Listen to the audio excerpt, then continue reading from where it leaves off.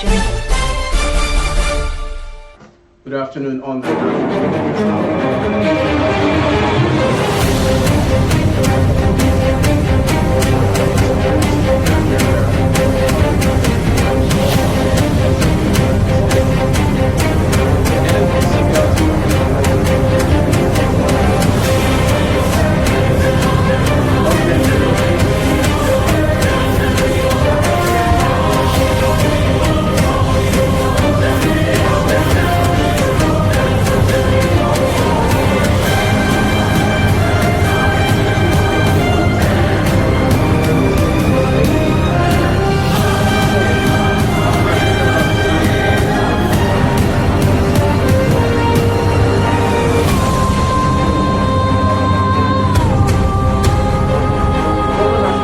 Advisor General Ali Gusau retired has opined that Nigeria is a difficult country to secure, with an estimated population of 3.8 million and a diverse terrain covering 923,768 square kilometers. Speaking during the launch of the Askarawa security outfit created by the Zamfara state government to complement the work of security agencies on Wednesday, the retired general noted that expecting a single force to patrol and control such a large and complex nation effectively is a very tall order indeed.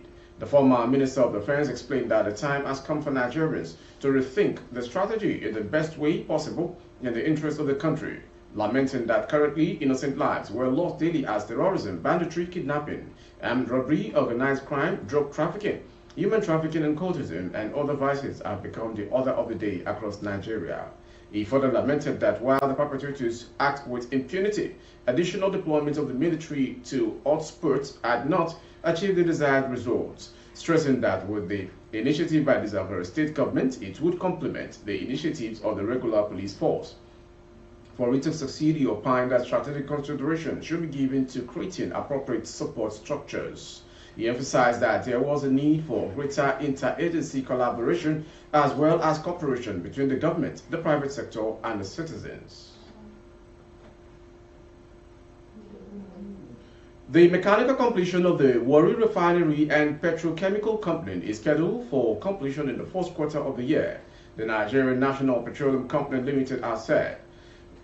WRPC, located in Warri Delta State and established in 1978, is one of Nigeria's 3 refineries under the management of NNPCL.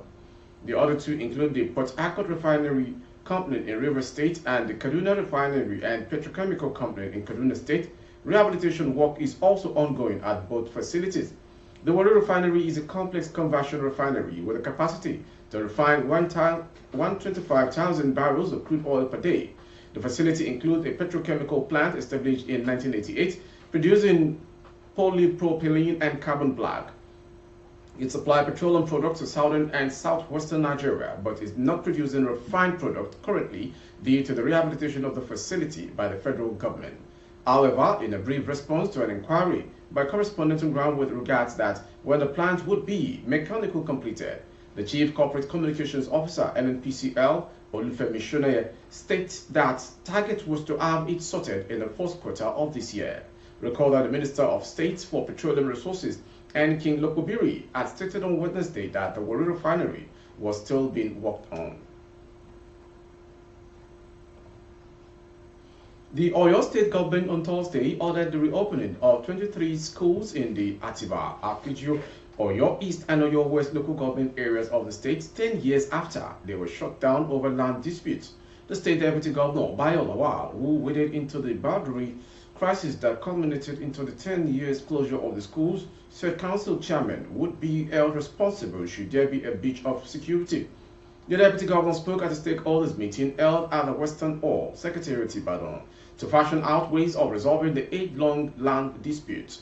Lawal, who doubles as the chairman of Oyo State Boundary Committee, charged the chairman of Atiba, Afijio, Oyo East and Oyo West to ensure security and peace in their domains. He added that the Ministry of Education would oversee the schools after reopening and do whatever was required to put the children back to school.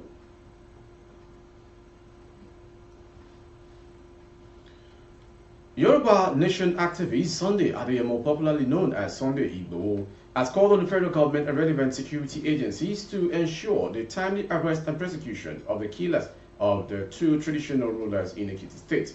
Government on Monday ambushed murdered the Elestron of Ekiti, Oba Babatunde Ogunshaki, and his counterpart in the Mojo, Oba Olatunde Olushola, on the highway between Ikpakpo and Okiake, while Alara of Araikiti, Oba Debaye at Fatoba, narrowly escaped from the scene of the incident.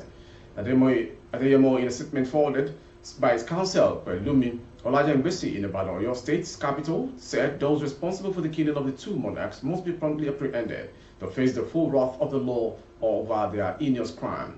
He stated that no effort should be spared by the security agencies to rescue the pupils of the Apostolic Faith group of schools, Emuru Ekiti, who were also abducted by some hoodlums. I categorically condemn these barbaric murders and urgently call on both the state and federal government to take decisive action in bringing the perpetrators to justice. We demand the immediate apprehension of the murderers and a thorough search of the surrounding woods and forests to root out those hiding to perpetrate such evil deeds.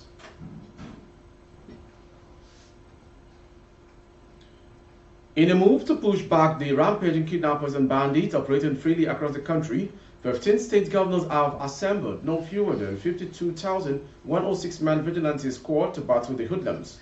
Officials in Delta, Kano, Plateau, Sokoto, and 11 other states said that their governors had cobbled together a coalition of vigilantes, hunters, and neighborhood watch groups to complement the police and other security agencies.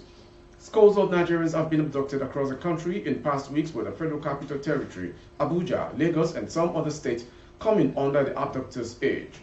Though the securities and authorities deployed troops and police operatives, this did not alleviate the security challenge.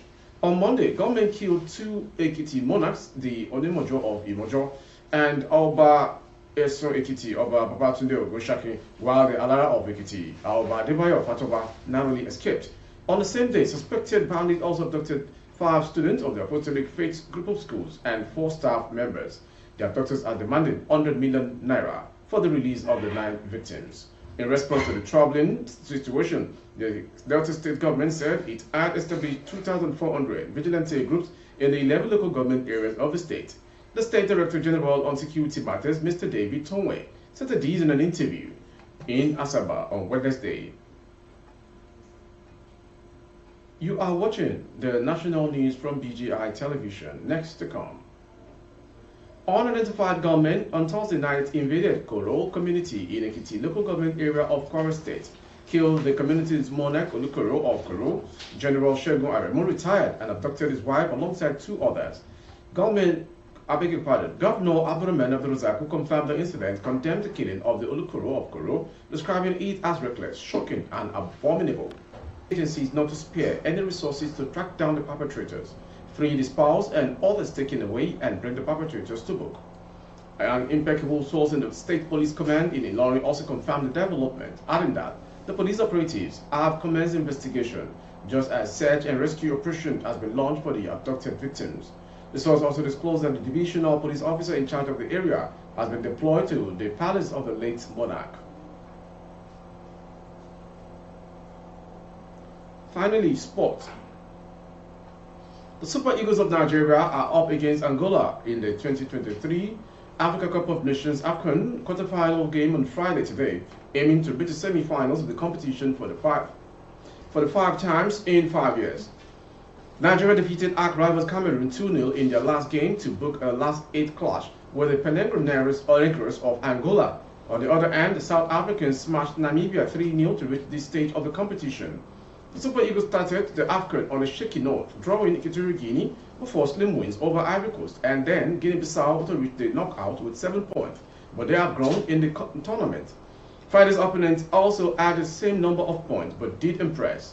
The Angolas drew 2019 winners Algeria before seeing out Mauritania and Burkina Faso to finish top of Group D.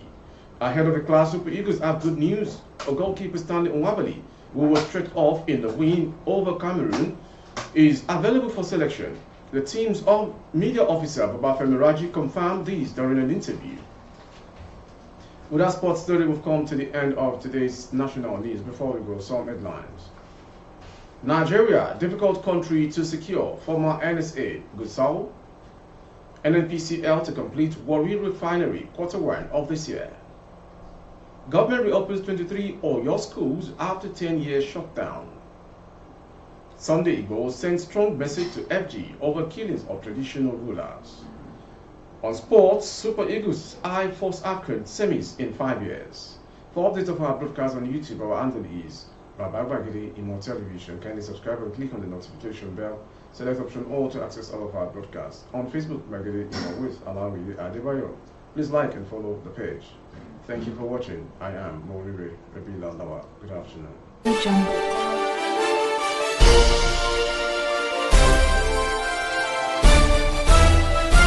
Audio Jungle.